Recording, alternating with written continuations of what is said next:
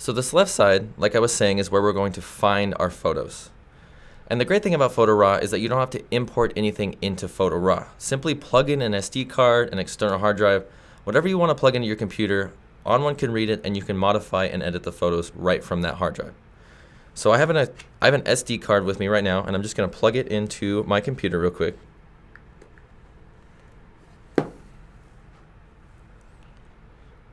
And you'll see it opened up right there in my local drives. So now I can just click on it, and I can go into that folder.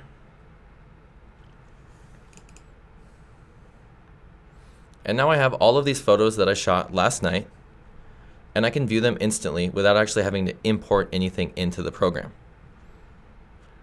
If you do want to import, you do have that option as well. You just have to go up to your File menu, click File, and then you can click Import. But now we have our import dialog here, and this is similar to Lightroom's or many other photo editing software programs. But you have your import, and you can choose different photos that you want to be deselected or selected. You can check all, you can check none. Over here we have our destination pane, so this is where we're going to place those photos or import into. We can easily create a backup folder. We can rename the photos anything. We can add metadata, so if we do want to add keywords to this group of shots, we can do that easily.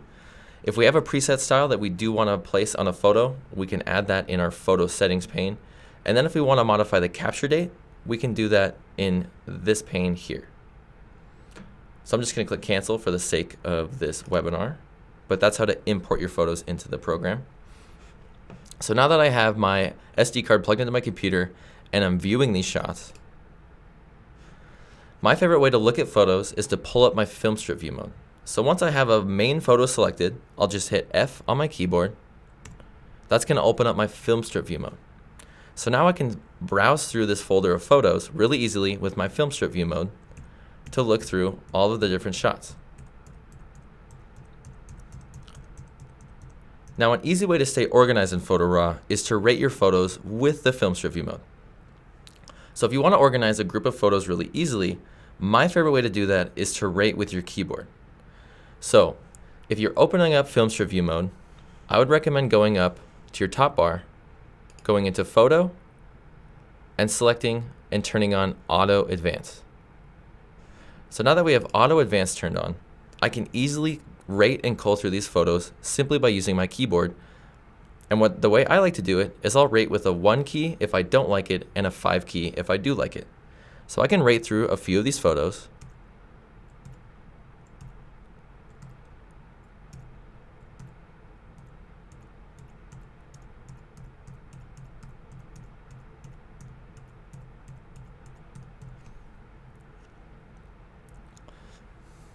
And now if I want to go back into my grid view, because I've organized all these photos and I've rated through them, an easy way to switch between your view modes is to use your keyboard. So if you want to go back into your grid view mode, simply hit G on your keyboard. So G for grid, and it will take you back into your grid view. If you want to go back into your detail view mode, simply hit E on your keyboard. So G for grid, F for Filmstrip view mode, and E for detail view. So now I've hit G and I've gone back into my grid view mode. And now if I scroll up here, all of these different photos are rated. Well, let's say we rated through this entire folder. Well, an easy way to separate the high rated ones with the low rated ones is to change the order with this menu that we were talking about earlier. What I like to do is I'll go into this menu and I'll change the order to rating. And then I can just scroll down, and all of my 5-star rated photos are on the bottom, and then above that are the 1-star photos. So I can easily go in and I can select these 5-star rated photos, and if I want to organize even further, I can create a subfolder for these photos right inside this folder by right-clicking, and I can go up to Add Subfolder. Now I can quickly add a subfolder and I can name it Favorites.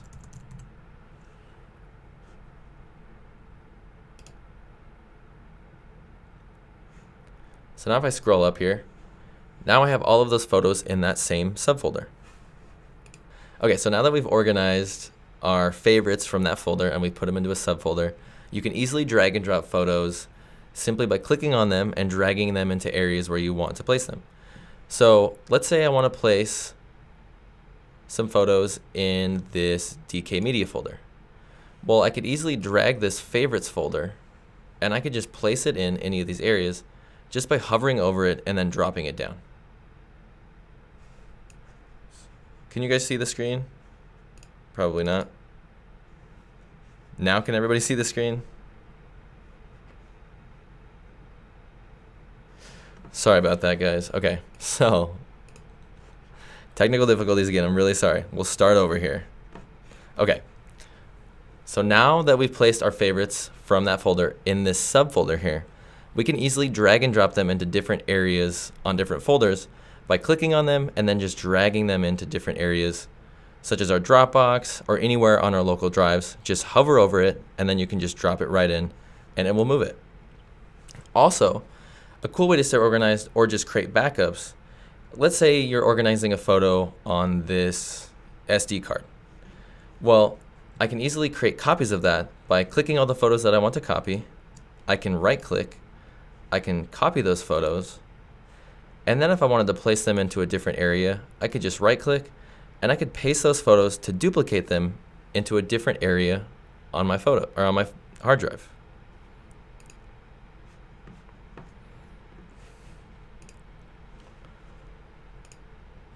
So that's a quick way to stay organized if you're browsing through your photos and managing them. Another quick way to stay organized is to create albums. And we talked a little bit about albums while we were going over the interface, but the albums are an awesome way to stay organized and bring up photos every time you open up the program. So like I was saying, I like to use them for webinars. So if I have a webinar, I'll just go in, I'll click this plus button, I'll create an album, and we'll do landscapes. So now I have a landscapes album, and I can just go in, and let's pretend all of these photos are landscapes. I could just click, drag them over, place them in there, and now let's say I go out of that area where I have these photos for whatever reason. Let's say I go into this other hard drive, and I'm like, crap, I want to go back and I want to grab those photos.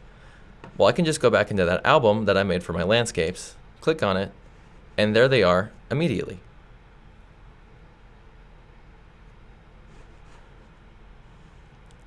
So now if we want to find a photo, let's say we're looking for a specific photo on our hard drives. Well, an easy way to look for photos is to go down into your filters pane here, click it to turn it on and enable it. And now let's say we want to search for a photo that's named lake. So I'm just going to click in here and I'm just going to type in lake. And it's going to find all of the photos that have the word lake in it. So if I go over here, click on this, it's going to find all of the photos that either have lake in the title, are in a folder named lake, or have lake as a keyword.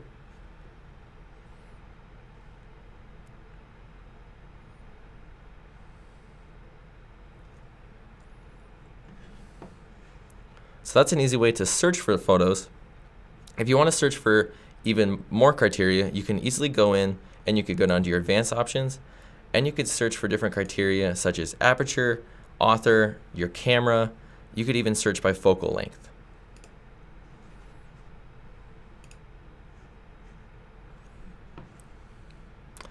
So now that we've found some photos, or now that we know how to look for our photos, let's get into the power of ON1 Photo RAW, which is the editing module, which allows us to modify all of the different raw data in our images.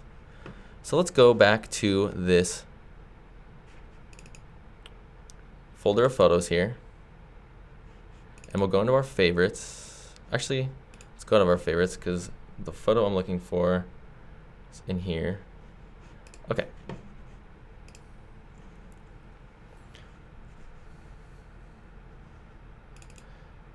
So I have this photo here, and let's say I'm just looking through it on my Filmstrip view mode, or I'm looking through these photos.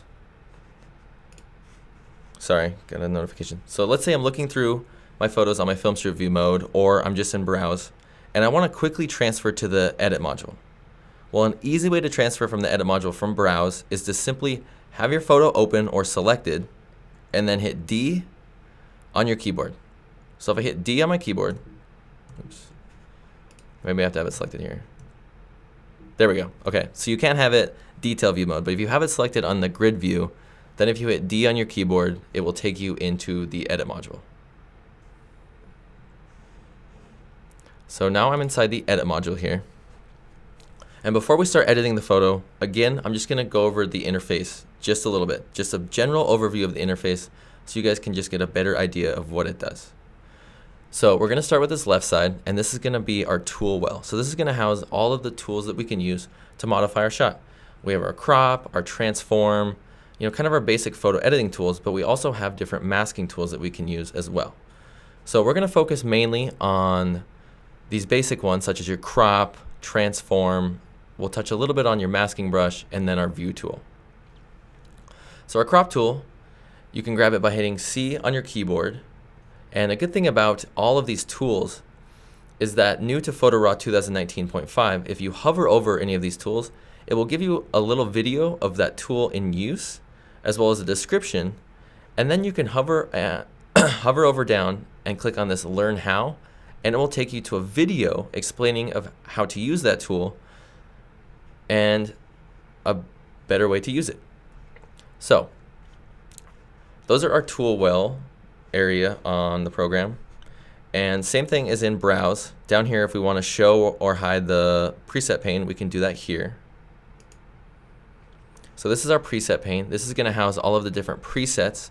It comes with all of the different ON1 loaded presets, but then you can create as many of your own as you'd like. Below that, we have the dual mode, and then we have our detail view mode. And I'm actually just going to hide this preset pane for now. And if we want to open up our Filmstrip view mode, we can click that here, or again, we can use F on our keyboard. So we can actually browse through the photos in that folder while we're in the edit module. I'm just going to hit E, and I'm going to go back into detail view mode. We have this, which will change the size of the view. So if we want it a little bit more zoomed in, we can use that. This side here is going to show the preview area for the compare view mode. This is going to show our mask view. So if we have a mask on, we can see whatever it's applying to, whether it's effects or it's a local adjustment. I wouldn't worry about soft proofing just yet. And then we have our preview, which you can also access by hitting the / key on your keyboard. So if we modify the photo, we can click this to show our original shot to compare. And then up on our right side, we have our nav, which is just going to allow us to navigate in and out of the photo. So if we click on 100 here, we can actually scroll around by using this little square in our nav window. Levels, so we have a histogram, so if we want to view our levels. Info, so this is going to show us our info again with the settings applied. And then we have history, so we have this history tab, which is going to show us our edit history. So as we go in and modify and adjust sliders, this is going to stack up with little lines of history that's just showing us all of the different steps we've taken to get that look. And then we have on this right side, same thing as in Browse, we can switch back to Browse, which you can also do by hitting G on your keyboard. And then again, we have resize, share, export, and then we can collapse this pane. And then if you're modifying a photo and you completely hate what you've done to it and you want to reset all of the settings or just reset that tab that you're in, you can do that by clicking Reset All or Reset if you want to reset the tab that you were in. Okay, so now let's start with editing the shot. Now that we've gone over the interface, the first thing I like to do when I'm editing a photo is I crop. And the easiest way to crop is just to hit C on your keyboard. So if we hit C on our keyboard, that's going to pull up our crop tool. And a great way to maintain the aspect ratio is to hold down Shift on your keyboard. And then you can hold down Shift and then you can click and drag and it will maintain the size. If you're looking to create your own size of crop, oops, we'll go back to crop. You can go up to this top modifier bar here. And if you open up any tool inside Photo RAW from this toolbar on the left, there's going to be a top tool modifier bar here that's going to allow you to modify the different settings for that tool. So this is crops. So we have preset crops in here that we can use. We have freeform, we can change the original ratio if we like, and then we have other common preset crops. Oops. We can change the pixels to inches, centimeters. We also have the leveling tool. So if we want to level our photo, we can click on this leveling tool, and then we can just click and drag on a horizon line, and it will immediately level our photo for us. I'm not going to change the preset crop ratio. I'm just going to hold down Shift, and I'm just going to pull it in to remove that bridge from the top of it.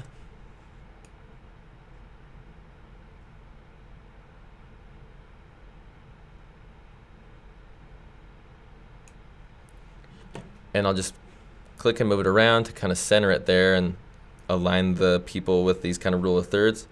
And then once you have the crop the way you want it, all you have to do to apply it is just hit Enter on your keyboard. Boom, voila. Now we have our crop the way we want it. So now that I've cropped my photo, the next thing I usually do is I'll go in to my Develop tab here, and I'll set the basic tonality for my shot. So our Develop tab is going to house our tone and color, our details pane, our lens correction, and then our transform. So we'll start with tone and color. And the tone and color is similar to your tone and color if you've ever used Lightroom or sort of any basic photo editor. You're going to have those kind of foundational sliders such as exposure, your contrast, your shadows. Well, the great thing about Photo RAW is that if you're shooting in RAW, you can modify the image, which you can modify any photo image in Photo RAW, whether it's TIFF, JPEG, PSD, whatever it is, you can modify it. But if you are shooting in RAW, you have the ability to change the camera profile really easily with this menu here. So I tend to shoot RAW, and it allows me to change this camera profile really easily. So I can actually go in, and based on whatever I'm shooting, I can go in and kind of modify the foundational look really easily with just using these camera profiles. I'm going to leave it with standard just for this shot. And now we have our tone, so now we can modify those basic sliders such as exposure, contrast, and highlights. What I like to do before I'm modifying an image is I like to check out my true whites and my true blacks. So an easy way to check out your true whites and true blacks is to hold down the J key on your keyboard. So by holding down the J key, this is showing me the red, which is my true white without any detail. And if it shows up blue, it's true black without any detail. So what I like to do in cases like this, where I have a lot of true white without any detail on my photo, is I'll typically pull back on the exposure a little bit and kind of remove some of that. So you'll notice I have a lot of this red in here. Well, to remove some of that red, we're going to have to decrease the exposure because that's going to remove sort of those blown out white spots or areas in our photo. So if I pull back on the exposure slider here, see how that's removing some of that red from my photo. So now I've completely removed all of that red from this area over here. And we have a little bit going on in this light here, but that's completely fine as we've brought back all of that detail in our clouds here. So what we need to do is we need to bring out the life within this image. So now that we've kind of toned down this photo and taken care of those true white areas, we need to pull out these darker shadowy areas in our image and build a more complete exposure. So the first thing I want to do, which a lot of people don't tend to look at doing, but this contrast slider can really help to reveal a lot of those darker areas in photos. So I'm going to grab this contrast slider and I'm just going to pull back on it quite a bit, probably about to -59. So you'll see that by pulling back on that contrast, I've removed a lot of that contrast from the photo, but it's also revealed a lot of these dark areas in my shot, and it's also maintained this area in here to remove those blown out areas with the true white. So now what I like to do is I'll go in, and even though we've pulled out some of those darker areas, there's a few different sliders that we can use to target those specific dark areas. So what I like to do next is I'll go to my shadow slider, and I'm going to pull up on it to reveal the shadows in my photo. That's probably about good, about right there. Well, now if I go in here into my buildings, they're a little bit too dark as well. Well, the area in the buildings is a little bit gray, so I consider that my midtones. Whereas the shadow areas are pulling up the darker areas in your photo and revealing those darker tonalities, these midtones are going to reveal sort of those grayish tonalities in your image. So watch as I pull up on these midtones, it'll bring some of that life back into the photo. Just like that. So now we have sort of a foundational look, or we're getting close to our foundational look, but we are losing a lot of the contrast because we've removed contrast and we've pulled up on our shadows and our midtones. So we haven't done anything besides removing exposure to add in any blacks or contrast to our shot. So there's a few different ways that we can add tonal contrast. The first way is to head down to these white and black sliders, and you need to use these kind of in conjunction with one another, because the more you add in blacks or contrast, the more you're going to kind of moodify or darken your image. So you need to have these whites to kind of pull back up on it and even everything out. So the first thing I'm going to do is I'm going to go down to these blacks, and I'm going to hold down my J key and watch as I pull back on this black slider here. Notice how these people are getting some blue on them? Well, that's telling me that it's giving them true black without any detail. And the reason that it's giving them so much true black is because we've removed so much contrast from our photo. It's so sensitive to any black because we've basically made a flat image. So now that I've pulled back on these blacks, it added in a little bit of contrast. But if I look at this guy, he's pretty dark and almost too dark. So I'm going to hold down J again, and I'm just going to pull that back up to about 7. That looks pretty good. And now I can pull up on my whites. Oops. Just a hair. Yeah, just a hair. To give in a little bit of true white, so it looks natural. Boom. So I'm hitting the backslash key on my keyboard, and it's showing me my before and after. So you can see really easily we've brought out that basic foundational look for our photo simply by using this tone and color pane. So another thing that I like to do, especially with night photos, is I like to head down to my structure and my haze area. So this haze is going to work by reducing the look of fog or haze on your photo. But it's also kind of a highlight cleaner for your shot. So if I pull back on this, you can see it's really pulling back on the highlights from my shot. So if I hold down the J key, you see that true white. If I pull back on it a little bit, it's not taking all of it away, but you'll see it's giving it a nice little bit of detail in this area where there's a little bit less clarity than the other parts of the photo. Oops. So we'll give it a little bit of dehazing, and then we're going to go up to the structure slider here. I'm going to pull up on it and add in a little bit of detail. So if I turn the structure slider off and on, you see it adds a nice bit of detail into the photo. So now if I hit the backslash key on my keyboard,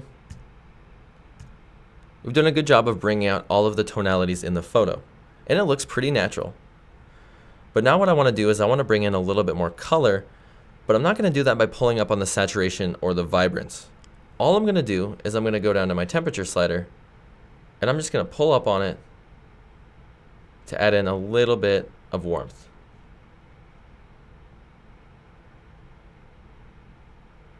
Maybe quite a bit of warmth.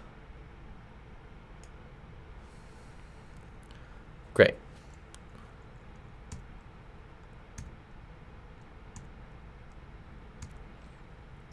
And that's looking a lot better as far as tonality goes for our shot. So now that we have our tone and color modified, down here in this color area, there's a few different sliders that I want to I want you guys to pay attention to. So this saturation and vibrance slider here, this is going to pull up on the color of your photo. Well, let's say you're shooting a portrait and you have people in your photo.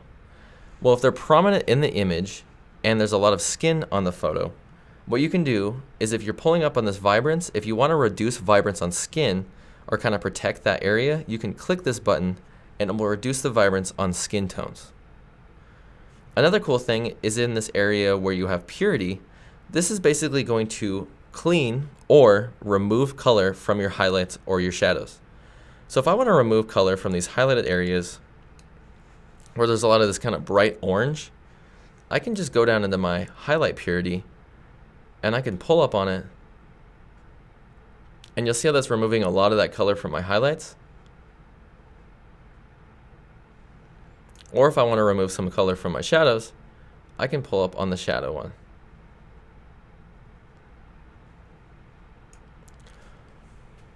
So below tone and color, now that we've modified our tone and color completely, we have our details pane, which this is going to house your sharpening and your noise reduction.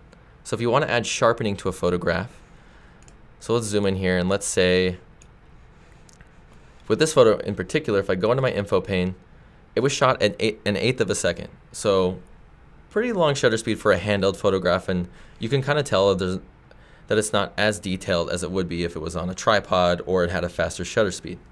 So what we can do to kind of fix that or add in a little bit more detail is we can go into our details pane here, and I can just pull up on the sharpening. If I zoom in here, I can pull up on the sharpening, and if I turn it off and on, I'll pull it up all the way so you guys can see it. But if I turn it off and on, it does a good job of just sharpening up the areas in your photograph. We'll reset that actually.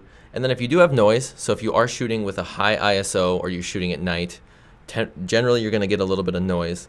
So if you do get some noise or grain, you can pull up on this noise reduction slider and remove a lot of that noise from your photo. Below that we have lens correction. So this is going to detect your lens and then fix any lens distortion for you. We have this transform pane.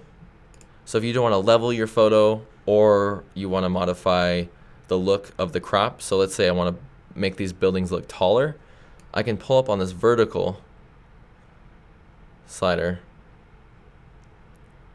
and either make them taller or smaller, kind of based on personal preference. But that pane's there if you do want to modify things with your transform. So that's our develop tab. So that's how to set sort of your basic foundational tone for your photo. Now we can head into effects. And this is going to house all of the different filters. So this is where you're going to add some creative style. What I typically do is I'll crop my photo, I'll go into develop, I'll modify the foundational look, set that foundational tone, and then I'll go into my effects tab, and this is where I start adding different creative filters to stylize the shot. So we're in the effects tab here, and this is going to house different filters for your photo. Well, to add a filter really easily, just click add filter. And now all of these filters are right inside this pane here. And it's super easy inside ON1 Photo RAW 2019 because all of these different filters have a description, a before and after, and they also have keywords that you can use to search for the filters. So if you don't know what any of these filters do, especially for those of you who haven't used Photo RAW before, just simply hover over them and it will give you a description of that filter, and it will also give you a keyword that you can search later for when you're looking for that specific filter or those specific ones that have that keyword. So a few of the different filters that are my favorite, or the ones that I tend to use all of the time, are sunshine, split tone, dynamic contrast, curves, and color enhancer. So there's a ton of good ones. They're all really good. It's just everyone's going to have their favorite filters. So a few of mine again are sunshine, split tone, dynamic contrast, color enhancer, and curves. And we're going to use all of those on this particular photo. So we're going to start out, and we're going to actually start out with the curves filter. So I'm just going to start out with this curves filter here. And this is probably definitely a more advanced filter, so we're not going to get into actually how to modify this curves filter here. But I'm just going to pull up on this middle area, and this is just my midtones. So I'm just pulling up on my midtones for this curves filter. Okay, so the great thing about ON1 Effects, or the Effects tab inside ON1 Photo RAW, is that you can stack as many filters as you want. So I'm going to add another filter, and I'm going to add one of my favorites, and I'm going to add sunshine. And sunshine works by brightening the bright areas in your photo and darkening the dark areas. It kind of emulates a sunshine look on your image. Well, inside every filter, you can modify different areas for that filter. So there's going to be different sliders in here that you can actually modify to set your own stylistic look for that shot and that filter. So for the sunshine filter, I'm actually going to go down and I'm going to pull back on the amount. And I'm actually going to go down to my saturate or my warmth, and I'm going to pull up on the warmth a little bit. And I'm actually going to pull back on the saturation just a tad. And then I'm going to pull up on this glow.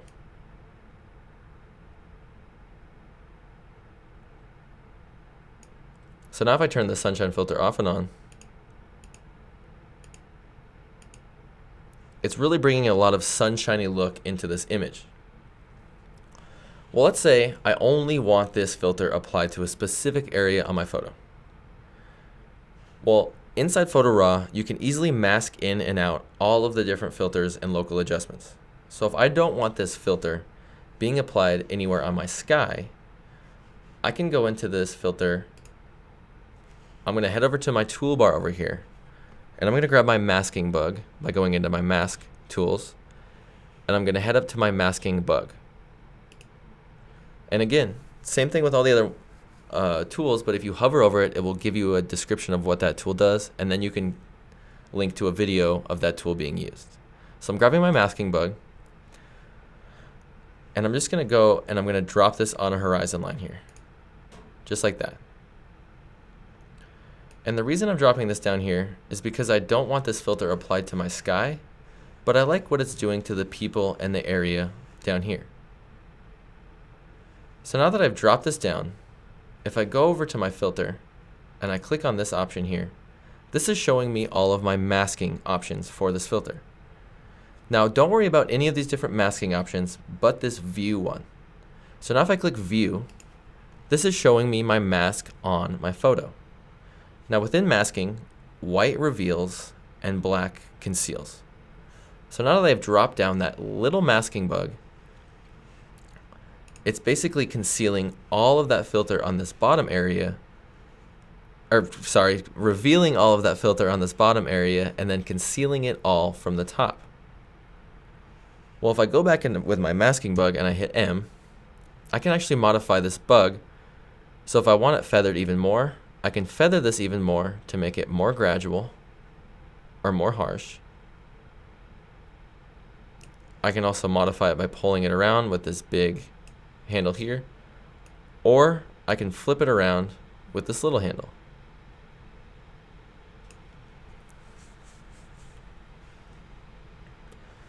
So now that we've applied that sunshine filter to this bottom area and it's not being applied to the top, we can go in and we can keep applying different filters.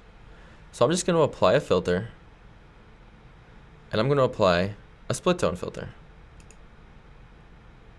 And one of my favorite split tone filters is this warm one.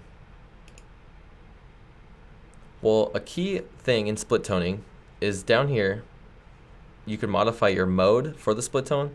So I'm just going to go down here and I'm going to change this to color, so it's specifically being applied to the colors on the photo. So if I turn this off and on, it's doing a good job of applying those different colors for the different tonalities in my highlights and my shadows. So now we'll add another filter, and this one we're going to add dynamic contrast so that we can apply a little bit of detail to our photo. Okay, so this is pretty much everyone's favorite filter, but you'll see that if I turn this off and on, it's being applied to my entire photo. And I don't really mind that it's being applied to the entire photo, but if I zoom into these clouds here, and I turn this off and on, it's kind of crunching up these clouds a little bit more than I'd like. Well, if I only want this dynamic contrast filter applied to my scene here and not my sky, what I can do is I can go into my dynamic contrast filter, and the first thing I'm going to do is I'm going to set the look for that filter.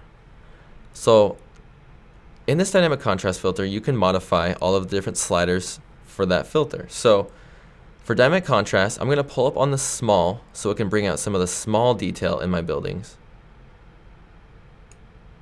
I'm going to leave medium and large where they're at. And then I'm just going to pull up on my vibrance a little bit to bring in a little bit more vibrance. And then I'm going to add in some true black to add in some contrast. So now if I turn this off and on, I really like what it's doing to my entire scene. But again, we don't want it applied to the sky. So we'll go into our dynamic contrast filter, and I'm just going to click on my masking options here. And like I was saying earlier, with this mask, if I view it, it's entirely white. Well, with masking, white reveals and black conceals. So if I don't want this filter applied or revealed to my photo, I can click invert. Now this mask is inverted to black. And now what I can do is I can brush this on to specific areas that I want it applied to. So once I've inverted that mask, it's going to automatically select my masking brush for me. So now I have my masking brush selected. You can also grab your masking brush by hitting B on your keyboard. So that's this tool here. And again, it's just B on your keyboard. Now the masking brush works by masking in and out different filters and local adjustments. Well, since I want to paint this into specific areas, up in this top tool modifier bar, I'm going to click on this mode and I'm going to select paint in. If you're a keyboard shortcut user, hold down Shift and hit X on your keyboard, Shift and X, and it will switch your paint in and paint out modes. Next thing I'm going to do is I'm going to make sure that my size is set, which you can do by going up to the size and modifying it like that. Or again, if you're a keyboard shortcut user, simply hit the bracket keys on your keyboard, and the left bracket will decrease and right bracket will increase the size. And I'm just going to keep my feathering at 100 and my opacity at 100, so I'm painting in this entire filter. And I'll just make my brush size a little bit bigger. And then I'm just going to brush this in. Not really too worried about painting in the lines. I'm just going to brush this into our scene here. Just like that. So now if I go over to that dynamic contrast filter and I view that mask, you'll see that it's not being applied to our sky area. So if I turn this off and on, it's only adding that detail and that contrast to our scene.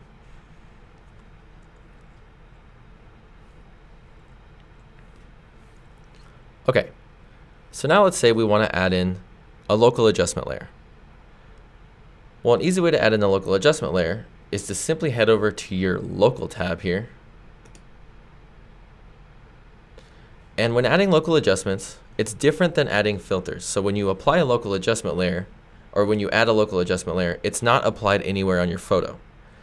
They're basically made to have you apply them specifically. So for this local adjustment, let's say we want to darken specific areas in our image. I'm just going to click this darken button to make sure that it's set to darken. And like I was saying, when you add a local adjustment layer, it's waiting for you to apply it to specific areas on your photo. So now that I have my masking brush selected, or my adjustment brush selected, if I go over here to my left side, you'll see that my local adjustment area is selected, and I have my adjustment brush selected up here. So this is how I can modify my photo with local adjustments. Well, the only thing I really want to do is I just want to darken this kind of concrete pad so that it's not so bright on my photo. So all I'm going to do is I'm just going to brush this on that concrete pad right there. And the cool thing about any of these adjustments or filters is that we can go back to that adjustment and filter, and we can go into the opacity of it, and we can lower it or increase it to make it more or less natural. But now if I turn this off and on, it really takes away from that area on this concrete and brings our viewer's attention more into this spot of our scene. Now that we've modified a photo, let's talk about what to do after. So if you have a group of photos that are similar, you can pull up your Filmstrip view mode by hitting F on your keyboard. So now we have our Filmstrip view mode open, and if we want to apply these same settings to a group of shots, all we have to do is select those shots, hold down Shift and select those photos, and then we can click this sync option here. Oops. This will pull up our apply settings dialog, and we can actually go in here and we can choose these different settings that we want to use to paste onto the other photos. We can choose that crop and level, so we can actually paste that crop and leveling that we did on this same photo to that entire group of shots. We can go into our develop, and if we want to paste any of these different tone and color attributes, so if we want to modify any of these, if we want to maybe remove the structure, we could remove that from these settings so it's not applied to that group of photos. We could also go into our effects and our local adjustments, and especially for local adjustments and effects, we can actually choose to apply those masks that we used earlier, and it will paste those onto the other photos as well. So let's actually do that for our effects and our local adjustments, and I'm just going to go and I'll click apply, and this will paste these on to these photos down here.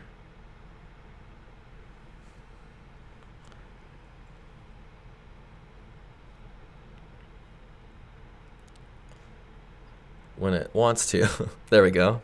They're pretty big files. They're 81 megabytes big, so they're pretty big files. But anyway, so now if we go through these shots, especially this biker one, if we go to this other biker photo, you'll see it copied the crop, and it copied all of the different settings we applied to this shot, and we've easily pasted that onto the other photos.